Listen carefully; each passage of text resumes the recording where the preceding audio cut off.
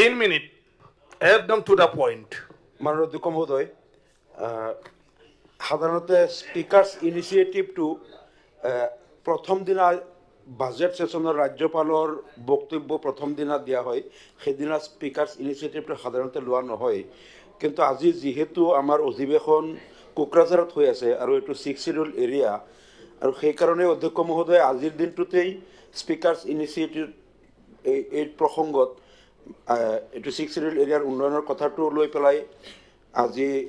এই বিষয়বস্তুৰ ওপৰত আলোচনা দিয়াটোৰ কাৰণে আমি অধ্যক্ষ মহোদয়ক ধন্যবাদ জনাইছোঁ অন্ততঃ কোকৰাঝাৰ বা বিটিএ দিবাসীয়ে ভাবিব যে আমাৰ ইয়াত সেশন হ'ল আৰু সেই দিনটোত আমাৰ বিষয়টো আলোচনা হ'ল এইটো এইকাৰণে অধ্যক্ষ মহোদয়ক ধন্যবাদ জনাইছোঁ যিয়ে নহওক অধ্যক্ষ মহোদয় আমি এই বিষয়টো আলোচনা এইকাৰণে কৰিব লগা হৈ আছে যে সাধাৰণতে 6 শিডিউল এৰিয়াত বা বিভিন্ন ট্ৰাইবেল জনগোষ্ঠী তেওঁলোকে নিজকে বঞ্চিত বুলি অনুভৱ কৰাৰ কাৰণেই আচলতে তাত স্বায়ত্তশাসন দিয়া হৈছিল বা চুক্তিবিলাক হৈছিল কিন্তু তাৰ পিছতো এতিয়াও যদি অনুভৱ কৰে স্বায়ত্তশাসন দি তেওঁলোকৰ নিজৰ অঞ্চলৰ ডেভেলপমেণ্ট কৰাৰ কাৰণে তেওঁলোকে নিৰ্বাচন পাতি পৰিষদ চলাই ইমান দিন অসম চৰকাৰে বাজেট দি আছে তাৰ পিছতো যদি অনুভৱ হৈছে যে এতিয়ালৈকে ডেভেলপমেণ্ট আশা কৰা ধৰণে হোৱা নাই তেনেহ'লে আমি এই কাৰণবিলাক ফহিয়াই চাব লাগিব এটা কথা হ'ব পাৰে যে বাজেট যিমান প্ৰয়োজন এই অঞ্চলৰ এলেকাৰ কাৰণে অসম চৰকাৰে সিমানখিনি দিয়া নাই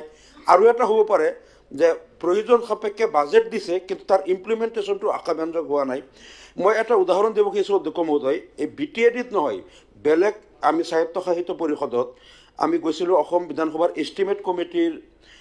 হৈ যেতিয়া আমি গৈছিলোঁ তাত স্কিমবিলাক চাবলৈ তেতিয়া আমাৰ গুৱাহাটীৰ পৰা বিভিন্ন বিভাগৰ চিফ ইঞ্জিনিয়াৰ ডাইৰেক্টৰ বা তেওঁলোক আমাৰ লগত গৈছিল কিন্তু তাত যেতিয়া আমি স্কিমবিলাক চাওঁ তেতিয়া আমাৰ গুৱাহাটীৰ পৰা যোৱা আমাৰ ৰাজ্য চৰকাৰৰ বিষয়াসকলে কৈছে আমি ছাৰ এইটো ক'ব নোৱাৰিম যিহেতু এই বিভাগবিলাক হস্তান্তৰ কৰা হৈছে তাত স্বায়ত্তশাসিত পৰিষদৰ তাত আৰু বাজেটবিলাক তেওঁলোকক ডাইৰেক্ট দিয়া হয় তেওঁলোকে কাম কৰে তেওঁলোকে চায় ইয়াত আমাৰ একো চাবলগীয়া নাথাকে তেতিয়া আমি দেখিলোঁ যে তাত যিমান পুঁজি যি আঁচনিত ধৰা হৈছিল আৰু সাধাৰণতে অন্য এলেকাত যিমান কাম হয় যিটো আমাৰ অসম চৰকাৰৰ বিষয়াসকলে ডাইৰেক্ট চায় তাত যিটো লেভেলত কাম হয় তাতকৈ বহুত পুৱাৰ কাম হৈছে আৰু বহুত মানে তেতিয়া আমাৰ লগত যোৱা অফিচাৰবিলাক তেওঁলোক হেল্পলেছ কৈছে স্বায়ত্তশাসিত পৰিষদক বাজেট দিয়াৰ কাৰণে তেওঁলোকে কামটো কৰিছে তাৰপিছত আমি দেখিলোঁ এইটো যেন জবাবদিহিতা নোহোৱাৰ নিচিনা এটা অৱস্থা তেওঁলোকে খুব দুৰ্বল কাম হৈছে আৰু আঁচনি এষ্টিমেট মতে হোৱাই নাই কিন্তু আমাৰ ৰাজ্য চৰকাৰৰ বিষয়াসকলৰ ওপৰত আৰু এতিয়া মানে তাত কোনেও যেন দায়িত্ব নোলোৱা ধৰণৰ অৱস্থা গতিকে এই বিষয়টোত কিবা লেকুনা আছে নেকি এই বিষয়টো আমি চাব লাগিব আমি স্বায়ত্ত পৰিষদক যিবিলাক ডিপাৰ্টমেণ্ট তেওঁলোকক আমি দিলোঁ যে বাজেটটো ৰাজ্য চৰকাৰে দি দিয়ে যে আপোনালোকে আলোচনা কৰি আপোনালোকে স্কিমবিলাক ইমপ্লিমেণ্ট কৰিব তাত যদিহে কামবিলাক অন্য ডিষ্ট্ৰিক্টৰ নিচিনা নহয় আৰু তাত যদি এই কথাবিলাক ৰাজ্য চৰকাৰৰ বিষয়াসকলে হাত দিব নোৱাৰে তেনেহ'লে আমি ভাবোঁ যে স্বায়ত্তশাসিত পৰিষদ দিয়াত লাভ হ'ল নে লোকচান হ'ল যদি ৰাজ্য চৰকাৰে ডাইৰেক্ট ইমপ্লিমেণ্ট কৰিলেহেঁতেন তেনেহ'লে হয়তো তাত কামৰ ইমান নিম্নমানৰ কাম নহ'লহেঁতেন মই 2-4টা স্বায়ত্তশাসিত পৰিষদত নিজৰ ব্যক্তিগত অভিজ্ঞতাৰ পৰা কৈছোঁ গতিকে তাত পৰিষদীয় নিৰ্বাচনত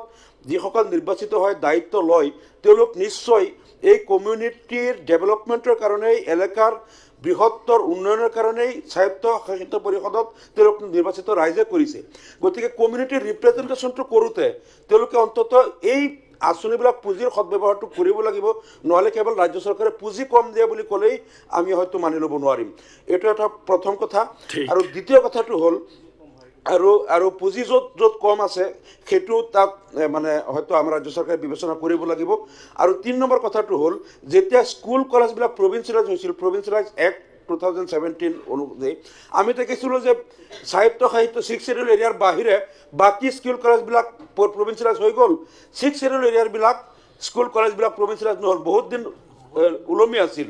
হয়তো তাত কিবা টেকনিকেল প্ৰব্লেম আছিল গতিকে এই ক্ষেত্ৰত এইটো লৈ অসম বিধানসভাত বহুত আলোচনা হৈছিল যে 6 শিডিউল এৰিয়াৰ স্কুল কলেজবিলাক প্ৰভিঞ্চিয়েলাইজ একে আইনৰ আওতাত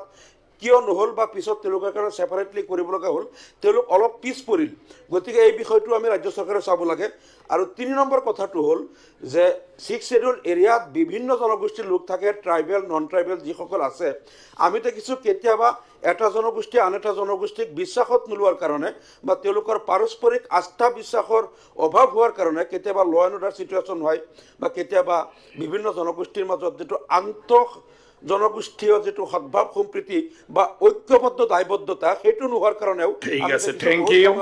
এইটো বিফল হয়। গতিকে এই বিষয়টো যাতে ভালকে চোৱা হয় তেনেহ'লে আমি ভাবোঁ যে 6 শেডিউল এৰিয়া মনোৰঞ্জন তালুকদাৰ মানে অধ্যক্ষ মহোদয় আপোনাক